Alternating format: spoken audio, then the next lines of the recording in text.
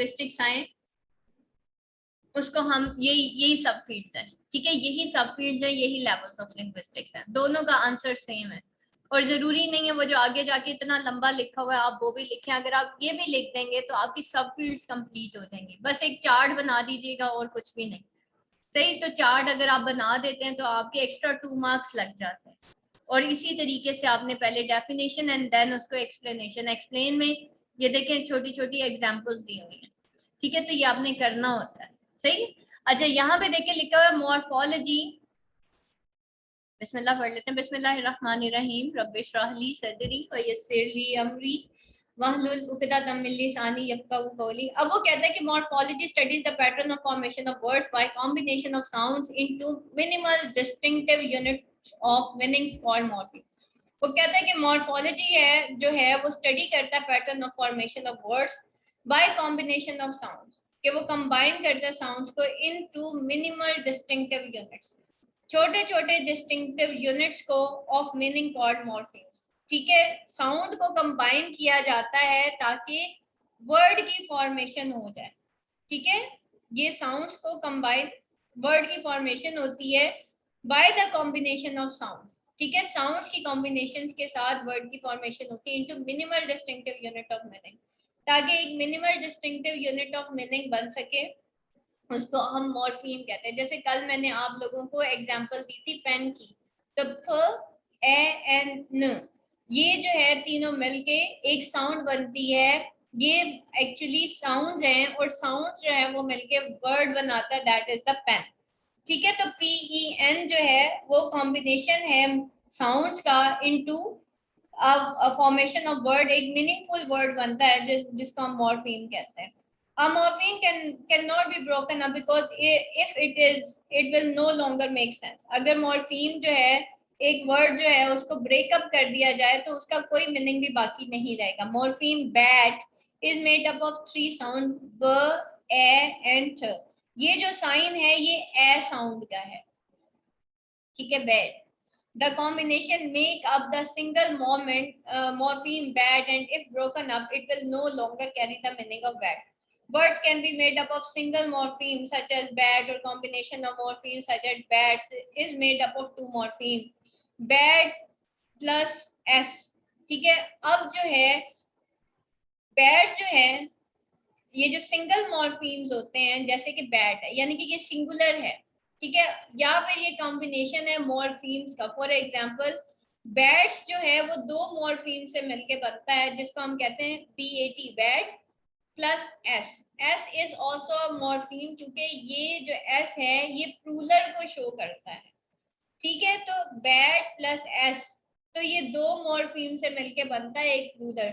Morphology deals with the rules of combination of morpheme to form words such as suffixes, prefixes and attached to single morphemes to word, ठीक है। ये जो है morpheme जो है ये आपने उर्दू में पढ़े होंगे साबके एंड लाहिके, और इंग्लिश में प्रीफिक्सेस एंड सफिक्सेस, ठीक है। तो ये किससे बनते हैं, ये भी मॉर्फीम्स के कॉम्बिनेशन से बनते हैं। It studies the changes that place in the structure of the word। Morpheme के अंदर हम स्टडी करते हैं कि एक स्पेलिंग के चेंज हो जाने से, स्पेलिंग स्ट्रक्चर के चेंज हो जाने से क्या मीनिंग्स जो हैं वो हमारे सामने आते हैं। For example morpheme take changes to took and taken, ठीक है। जैसे कि मॉर्फीम जो है वो चेंज हो जाता है टुक में या फिर टेकन में, these changes signify a change in tense, और ये जो चेंजेस है वो सिग्निफाई करती हैं चेंज इन टेंस के, टेंस में चेंज हो जाता है, ठीक है। तो टेंसेस का चेंज भी यानी कि वर्ड्स की चेंज भी हमें क्या बताती है कि ये चेंज इन टेंसेस है, और ये चेंज इन मॉर्फीम है जिसकी वजह से चेंज इन टेंसेस हुआ है। फिर level of morphology is linked to phonology on one hand, एक तरफ तो हम देखते हैं कि जी ये फोनोलॉजी के साथ लिंक्ड है, and to semantics on the other, और दूसरी तरफ वो सेमेंटिक्स के साथ यानी कि सेंटेंस स्ट्रक्चर के साथ। It is clear in the above example, कैसे आप ये देखें कि यहाँ पे मैं लिखती हूँ फोनोलॉजी, ठीक है, और फिर ये लिंक्ड है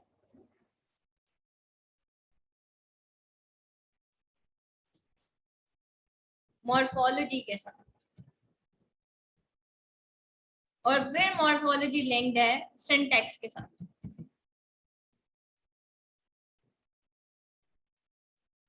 ठीक है, तो हम इसको यूं कहेंगे कि भाई फोनोलॉजी मॉर्फोलॉजी के साथ और मॉर्फोलॉजी सिंटैक्स के साथ लिंक्ड है। ठीक है, तो ये अब क्या हुआ कि खाली अब ये सिंटैक्स भी एक्चुअली किसके साथ लिंक्ड है, ये मॉर्फोलॉजी के साथ ही लिंक्ड है। तो हर चीज जो है मॉर्फोलॉजी बीच में आ रही है, और बाकी जो सेमेंटिक्स है या meaning, semantics basically sentence structure को कहते हैं, और सेमेंटिक्स भी मीनिंग्स जो है कि डिफरेंट वर्ड्स के मीनिंग क्या, हम उसको सेमेंटिक्स कहते हैं। ठीक है, तो ये सारी चीजें जो हैं वो आपस में इंटरलिंक्ड होती हैं। तो एक तरफ क्या है, मॉर्फोलॉजी लिंक्ड है फोनोलॉजी के साथ, और फिर on one hand and to semantics on the other, और दूसरी तरफ वो semantics के साथ linked है. It is clear in above example of take that change to involve a change in one of sound and morpheme. ठीक है, अब क्या हुआ कि जब हम टेक को चेंज करते हैं, उसके स्पेलिंग चेंज हो जाते हैं, तो उसकी साउंड भी चेंज हो जाती है इन इट्स मॉर्फीम। ठीक है, उसके वर्ड के अंदर उसकी साउंड भी टेक अब टुक हो गया।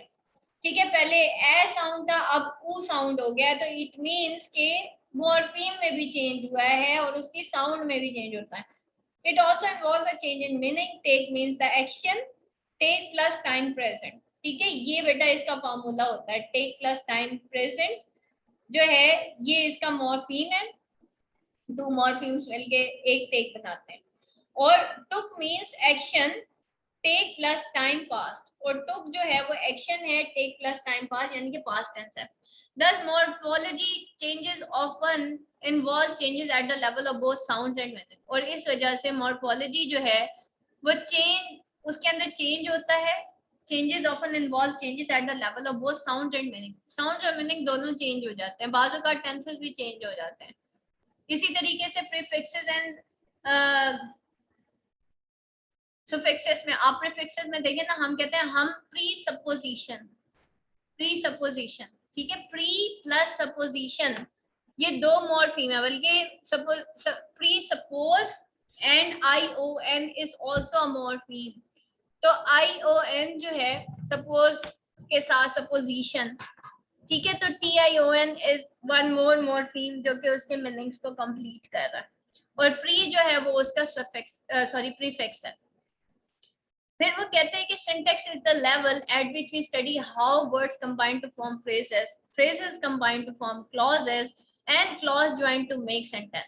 मैंने आपको बताया था सिंटैक्स का मतलब है सेंटेंस फॉर्मेशन।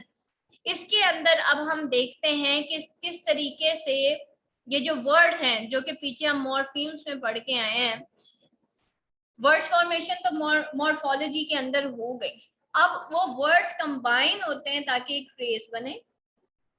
ठीक है, फ्रेज कंबाइन होता है ताकि एक क्लॉज बने, और क्लॉज कंबाइन होते हैं, क्लॉजेस कंबाइन होते हैं ताकि एक सेंटेंस बने।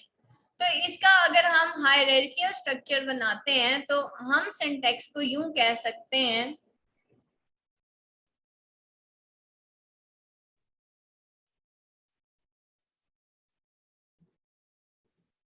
कि इसके अंदर हम क्या कहेंगे कि words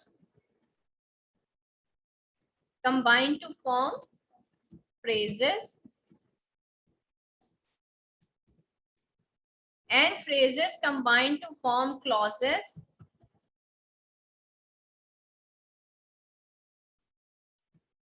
and clauses combine to form sentences। ठीक है, इसके दरमियान अब आप जो है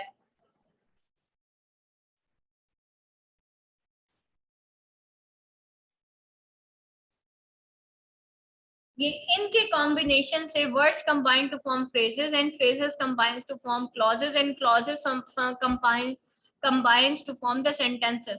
अब हम इसको कहते हैं कि ये जनाब है हमारे पास एक सेंटेंस स्ट्रक्चर आ गया अब हमारे पास। ठीक, अब क्या कहते हैं कि the study of syntax also involves the description of rules of positioning of elements in the sentence such as nouns, noun syntax phrase, verbs, verb phrases, adverbial phrases and etc. अब क्योंकि हम सेंटेंस स्ट्रक्चर को पढ़ रहे हैं तो फिर हम क्या कहते हैं कि ये जो है अब ये स्टडी है किसकी, study of syntax involve also involve किसमें इन्वॉल्व है कि और क्या डिस्क्राइब करती है, rules of positioning of elements in sentence. ठीक है, हम रूल्स पढ़ते हैं कि elements, positioning of element in sentence किस तरीके से होते हैं, जैसे कि नाउन्स है या फिर नाउन सिंटैक्स फ्रेज है, इसी तरह वर्ब्स है या फिर हम उसको वर्ब फ्रेजेस कहते हैं, इसी तरह हम एडवर्बियल फ्रेजेस भी एक्सेट्रा पढ़ते हैं।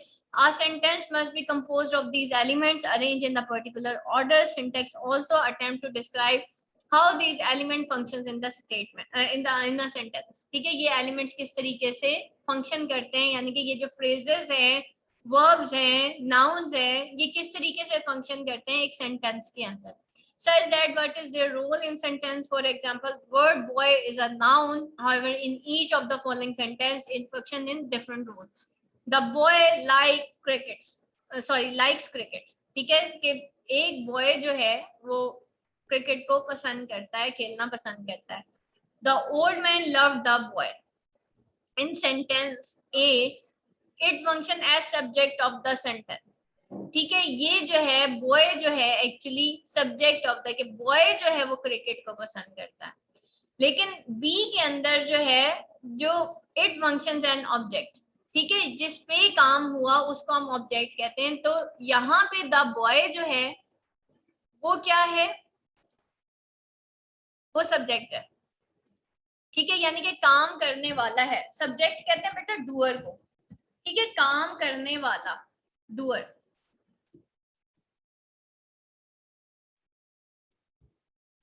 डूअर, और इसको ही हम सब्जेक्ट कहते हैं।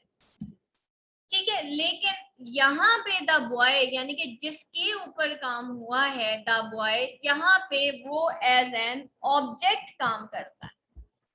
ठीक है, जिस पर काम किया गया। ठीक है, तो अब देखें दोनों ही जो सेंटेंसेस हैं उनमें द बॉय है, लेकिन दोनों में इसका जो फंक्शन है वो डिफरेंट है। एक में वो एज अ सब्जेक्ट काम कर रहा है यानी कि एज अ डूअर काम कर रहा है, और दूसरे में वो एज एन ऑब्जेक्ट काम कर रहा है। तो सेंटेंस बी में द बॉय जो है वो एज एन ऑब्जेक्ट काम कर रहा है, और वर्स्ट के अंदर वो एक डूअर है, वो एक काम करने वाला है, जिसको हम फाइल भी कहते हैं, काम करने वाला, उर्दू में फाइल। ठीक है, जिसको हम फाइल भी कहते हैं। ठीक, तो सब्जेक्ट क्या होता है और यहाँ पे ऑब्जेक्ट क्या है, वो मफऊल है। सही हो गया, मफूल जिस पे काम किया जाता दैट इज ऑब्जेक्ट। अब आप देखेंगे सब्जेक्ट और ऑब्जेक्ट, ठीक है, दोनों में उसका फंक्शन डिफरेंट हो गया। इन फिर a sentence should be both grammatical and meaningful. ठीक है, उसको ग्रामेटिकल भी होना चाहिए और मीनिंगफुल भी होना चाहिए। For example, a sentence like colorless green ideas sleep furiously is grammatically correct। के फॉर एग्जाम्पल अब क्या है कि एक सेंटेंस को, चले हमने ये देख लिया इसके अंदर सब्जेक्ट ऑब्जेक्ट नाउन फ्रेजेस क्या क्या चीजें हैं। ठीक है, क्या क्या एलिमेंट्स जो हैं वो यूज हुए, इनको हम एलिमेंट्स कहते हैं। ठीक, लेकिन अब हमने ये देखना है कि सेंटेंस जो है क्या वो ग्रामेटिकली और मीनिंगफुली करेक्ट भी है कि नहीं है। फॉर एग्जाम्पल एक सेंटेंस जो है जैसे कलरलेस ग्रीन आइडिया स्लीप फेयरसली, वो ग्रामेटिकली करेक्ट है but it is not meaningful, लेकिन ये मीनिंगफुल नहीं है। The rules of syntax should be comprehensive enough to explain how sentences are constructed, which are both grammatical and meaningful। Grammatical और meaningfully दोनों correct होने चाहिए, फिर हम कहते हैं कि ये complete syntax formation, otherwise हम इसको syntax नहीं कहेंगे। फिर उसके बाद आ जाता है semantics। ठीक है, अच्छा semantics, syntax actually sentence structure है, और सिमेंटिक्स उसके मीनिंग्स हैं। ये जो आप डिक्शनरी के अंदर पढ़ते हैं ना, डिफरेंट मीनिंग्स पढ़ रहे होते हैं, आपको थीसॉरस, एडवांस लर्नर्स, इसी तरीके से ये डिफरेंट कैटेगरीज है मीनिंग्स की, ये डिफरेंट कैटेगरीज है कॉनोटेशन की। Connotation is also the meanings of the words, ठीक है, उन सेंटेंसेस के क्या मीनिंग्स है, आप और मैं क्या परसीव करते हैं। बीइंग एन ऑब्जर्वर, हमारा ऑब्जेक्टिव पर्सपेक्टिव क्या है, सब्जेक्टिव पर्सपेक्टिव क्या है, हम उसको कैसे देखते हैं, वो मीनिंग कैसे हमारे जहन में बनता है, ठीक है। एप्पल को एप्पल ही क्यों कहते हैं, हालांकि वो तो इमेज है, ठीक है। तो ये जो है अब हम देखेंगे कि एक लैंग्वेज के अंदर जो मीनिंग है वो कैसे ड्रॉ होता है। हाँ, कैसे ये कहा जाए कि वो जो एक ऑब्जेक्ट है, एक फ्रूट है जो कि रेड कलर का है और वो गोल सा है और उसका टेस्ट इस तरह का है, उसको इंग्लिश में एप्पल कहा जाए, उर्दू में सेब कहा जाए, हालांकि वो तो एक इमेज है जो हमारे दिमाग में बनता है, ठीक है, लेकिन वो एक मीनिंगफुल इमेज है तो हम उसको एप्पल कहते हैं, इंग्लिश में, उर्दू में हम उसको सेब कहते हैं। तो अब सेमेंटिक्स जो है वो डील करती है level of meaning in language. It attempts to analyze the structure of meaning in a language such that how words similar or different are related. It attempts to show this interrelationship through forming categories. Semantics tries to give an account of both word and sentence meaning and attempts to analyze and define that which is considered to be abstract. It may be easy to define the meaning of words such as tree, but not so easy to define meanings of words such as love or similar abstract meaning. ठीक है, अब क्या है कि इसके अंदर हम देखते हैं वर्ड्स और सेंटेंसेस और उनके मीनिंग्स को, और फिर हम ये तो देख सकते हैं अब इसके अंदर एब्स्ट्रैक्ट वर्ड्स भी होते हैं और सिंपल। ट्री का मीनिंग तो आसान है, लेकिन लव का या फिर सिमिलर एब्स्ट्रैक्ट थिंग्स जो हैं इनके मीनिंग्स जो है फाइंड आउट करना वो मुश्किल होता है।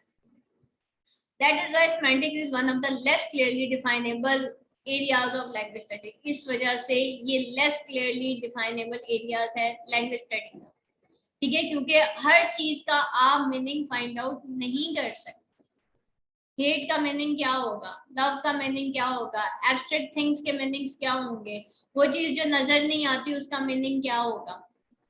तो ये क्या है, ये एब्स्ट्रैक्ट थिंग्स है।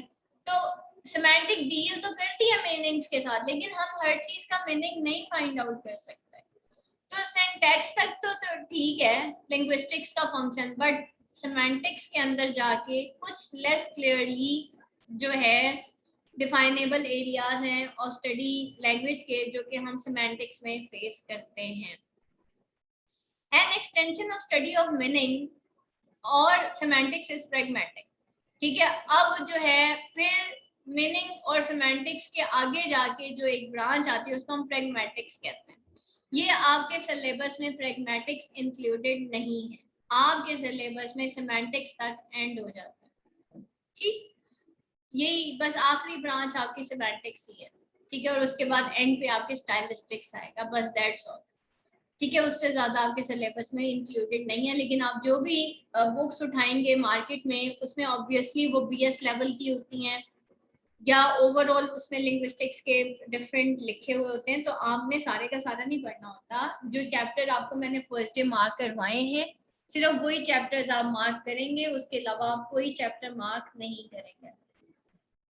Pragmatics जो है वो डील करती है with contextual aspect of meaning in particular situation. As distinct from the study of sentences, pragmatics consider utterances such that those sentences which are actually uttered by a speaker of a language.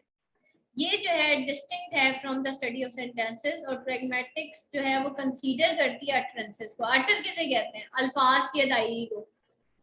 वो sentences जो actually speaker of a language utter करता है, बोलता है। Discourse is the study of chunks of language which are bigger than a single sentence. ठीक है, मैंने आपको बताया था कि सेंटेंस स्ट्रक्चर बाद में सिंटैक्स जो है वो कन्वर्ट होता है लॉन्ग सेंटेंसेस के अंदर, जिसको या तो हम टेक्स्ट कहते हैं या फिर हम उसको डिस्कोर्स कहते हैं, ठीक है। ये डिस्कोर्स भी आपके सिलेबस में इंक्लूडेड नहीं है, लेकिन बीइंग अ सब फील्ड ऑफ लिंग्विस्टिक हम इसको पढ़ रहे हैं, ठीक। तो डिस्कोर्स जो है study of chunks of language है जो कि bigger than a single sentence at level we analyse intersentential links that form a connected or cohesive text. Cohesion is relation established in a sentence between it and the sentence preceding and following it by the use of connectives such as and, though, also, but, etc., and by manner in which reference is made to other parts of text by devices such as repetition or by use of pronouns, definite articles, etc. By studying the element of cohesion, we can understand how a piece of connected language can have greater meaning that is more than sum of individual sentences it contains. In addition to these levels of linguistic analysis, we also study graphology, which is the study of writing system of our language and the conventions used in representing speech in writing. ठीक है, उन traditions को जो कि एक speech in writing को represent करती है उसको हम देखते हैं इसमें. Such that formation of letters, lexicology, studies the manner in which lexical item words are grouped together as in compilation of dictionaries. ठीक है, लेक्सिकोलॉजी के अंदर हम देखते हैं कि वर्ड्स को किस तरीके से ग्रुप टुगेदर किया जाता है ताकि जो है कंपाइलेशन ऑफ डिक्शनरीज हो सके. उसके बाद linguistics differ according to what they consider as included in scope of linguistic studies. Some consider proper area of linguistics to be confined to the level of phonology, morphology and syntax. ठीक है, अब जो है linguistics जो है वो differ करती है according as they consider in scope of linguistic studies. कुछ लोग इसको प्रॉपर एरिया ऑफ लिंग्विस्टिक्स को क्या कहते हैं कि ये लेवल्स ऑफ फोनोलॉजी है, मॉर्फोलॉजी एंड सिंटैक्स है. ठीक है, कुछ लोग सिर्फ इसको यहाँ तक जो है वो कंसीडर करते हैं. This can be called a micro linguistic perspective. ठीक है, अब यहाँ पे आपको एक और जो है वो सुनने को मिलेगा micro linguistics and macro linguistics. ठीक है, अगर तो हम लेवल्स ऑफ माइक्रो लिंग्विस्टिक्स की बात करें तो वो फोनोलॉजी, मॉर्फोलॉजी एंड सिंटैक्स पे जाके खत्म हो जाता है. ठीक है, और अगर हम इसको ब्रॉडर या मैक्रो लिंग्विस्टिक व्यू पॉइंट पे देखें जो कि इंक्लूड करता है other levels of analysis mentioned above as well as other aspect of language and its relationship with many areas of human activity. और बाकी जो ब्रॉडर और या मैक्रो लिंग्विस्टिक व्यू है तो हम इसके बाकी लेवल्स भी देखते हैं. आगे जितनी भी ये देखें ये सिंटैक्स तक जो है ये माइक्रो लेवल है. इससे आगे हम जितनी भी ब्रांचेस पढ़ते हैं, जितना भी कुछ पढ़ते हैं, ये सब मैक्रो लिंग्विस्टिक से रिलेटेड है जो आपने बाकी ब्रांचेस आप इसकी पढ़ी है, सॉरी इसके सब फील्ड्स पढ़े हैं. ठीक है, अब आगे आ जाता है ब्रांचेस ऑफ लिंग्विस्टिक्स. इसको आज अभी हम देख लेते हैं. अभी हमने क्या पढ़ा था लास्ट जो है लिंग्विस्टिक्स जो है वो फॉर्मेशन है माइक्रो और मैक्रो लिंग्विस्टिक्स का. ठीक है, और फिर हम इसके अंदर दो चीजें देखते हैं. अभी जो हमने पढ़ी हैं ये सब फील्ड्स ऑफ लिंग्विस्टिक्स हैं या इसको हम लेवल ऑफ लिंग्विस्टिक्स कहते हैं, जिसके अंदर हमने जो है फोनेटिक्स जो कि हमारा जो मैकेनिज्म है, एक मशीन है जो कि इंसान के अंदर लगी हुई है जिसके थ्रू हम बोलते हैं, फोनेटिक्स उससे डील करती है. फोनोलॉजी जो है वो साउंड से रिलेटेड है, मॉर्फोलॉजी जो है वो वर्ड से रिलेटेड है. ये सब फील्ड्स हैं या इसको हम लेवल्स ऑफ लिंग्विस्टिक्स कहते हैं. सिंटैक्स जो है वो सेंटेंस फॉर्मेशन है, सिमेंटिक्स जो है वो मीनिंग्स हैं एंड डिस्कोर्स जो है वो कनेक्टेड सेंटेंसेस हैं जिसको हम टेक्स्ट भी कहते हैं. ठीक है, और उसके बाद हम लेक्सिकोलॉजी को देखते हैं कि लेक्सिकोलॉजी जो है वो क्या है.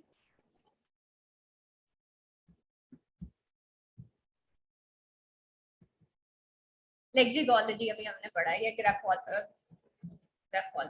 ठीक है, लेक्सिकोलॉजी बेसिकली क्या है जिसके अंदर हम देखते हैं फर्दर आगे मीनिंग्स की डिफरेंट लैंग्वेजेस में मीनिंग्स की बेस पे जो डिक्शनरीज बनती है उसका हम जो है वो लेक्सिकोलॉजी कहते हैं. ठीक है, तो हमने अभी जो है further micro and macro linguistics देखा है और उसमें हमने जो लास्ट ग्राफोलॉजी जो है उसको भी हमने जो है वो इसमें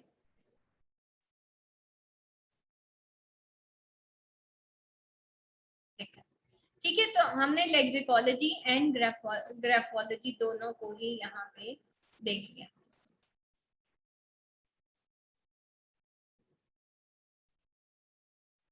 ठीक है, ग्राफोलॉजी एंड लेक्सिकोलॉजी सही हो गया। तो यहाँ तक हमारा जो है माइक्रो लिंग्विस्टिक्स एंड देन हमारी मैक्रो लिंग्विस्टिक्स। अच्छा जी, अब हम अगले अपने सब्जेक्ट की तरफ चल रहे हैं, that is the branches of linguistics. ठीक है, ये डिफरेंट ब्रांचेस ऑफ लिंग्विस्टिक्स हैं, इसको अब हम देख लेते हैं आफ्टर सब फील्ड्स ऑफ लिंग्विस्टिक्स। तो अभी आप लोगों को अगर क्वेश्चन आ जाता है, जैसे इस साल क्वेश्चन आया था what are the sub fields of linguistics, तो फिर बार दोबारा रिपीट कर रही हूँ कि बेटा वो सब फील्ड्स ये सारी हैं, ठीक है, जो हमने यहाँ तक पढ़ ली है। और उसके बाद जो है ब्रांचेस ऑफ लिंग्विस्टिक्स डिफरेंट है, और ब्रांचेस ऑफ लिंग्विस्टिक्स बहुत सारी हैं। ठीक है, हिस्टोरिकल लिंग्विस्टिक्स है, सोशल लिंग्विस्टिक्स है, साइको लिंग्विस्टिक्स है एंड सो ऑन। आपने वहां पे सारी की सारी नहीं लिख के आनी। ठीक है, आप अगर एनी 5 to 6 भी लिख देते हैं with references that is more than enough. क्योंकि अगर आप सारी की सारी लिखने बैठ गए, क्योंकि एक स्टूडेंट की मेरी इसी वजह से क्वेश्चन कंप्लीट नहीं हुआ था, उसको मैंने मना किया था कि सारी लिंग्विस्टिक्स की ब्रांचेस नहीं डिफाइन करना, एक चार्ट बना देना, और चार्ट में आपने ये देखिए आगे इसमें चार्ट आएगा इस चैप्टर के अंदर, आपने चार्ट बनाना है और चार्ट के थ्रू आपने अगर कोई एक्स्ट्रा चीज है वो चार्ट के थ्रू मेंशन कर दें। ये देखें, ठीक है, ये चार्ट के थ्रू मेंशन कर दें कि जी ये इसकी ये है सारी लिंग्विस्टिक्स की। इन सारों को आपने एक्सप्लेन नहीं करना एग्जामिनेशन हॉल में, नहीं तो आप लोगों का क्वेश्चन रह जाएगा। समझ रहे हैं बात को? तो ये आप लोगों ने दो तरह की लिंग्विस्टिक्स होती है, एक थ्योरेटिकल लिंग्विस्टिक्स होती है जिसको हम सब फील्ड्स ऑफ लिंग्विस्टिक्स कहते हैं। ये सारी सब फील्ड्स ऑफ लिंग्विस्टिक्स आ रही है डिस्कोर्स एनालिसिस के साथ। और अप्लाइड लिंग्विस्टिक्स ये ब्रांचेस ऑफ लिंग्विस्टिक्स को कहा जाता है। ठीक, तो ये मैं यहाँ पे मैं देखती हूँ, ये एडिटेबल नहीं है ये इमेज है। तो ब्रांचेस ऑफ लिंग्विस्टिक्स और सब फील्ड्स ऑफ लिंग्विस्टिक्स, इसको बेटा थोड़ा सा समझिएगा। ये जो अप्लाइड लिंग्विस्टिक्स सारी आ रही है ना, ये सारी ब्रांचेस ऑफ लिंग्विस्टिक्स हैं, जिसमें social linguistics, psycho linguistics, ethno linguistics, geo linguistics, neuro linguistics, bio linguistics, historical linguistics, ये सारी हैं। ठीक है, तो ये है actually theoretical linguistics and applied linguistics. ठीक है, और इसके अंडर फिर ये सारी फील्ड्स आती हैं। सही, अब हम ब्रांचेस ऑफ लिंग्विस्टिक्स पढ़ने जा रहे हैं। अब आप देख लीजिएगा यहाँ पे जो मैं आपको ब्रांचेस ऑफ लिंग्विस्टिक्स पढ़ा रही हूँ वही है social linguistics, psycho linguistics, historical linguistics, ये सारी आपकी क्या है, ये ब्रांचेस ऑफ लिंग्विस्टिक्स है। ठीक है, मैं बेटा मीटिंग एंड कर रही हूँ, दोबारा आइएगा।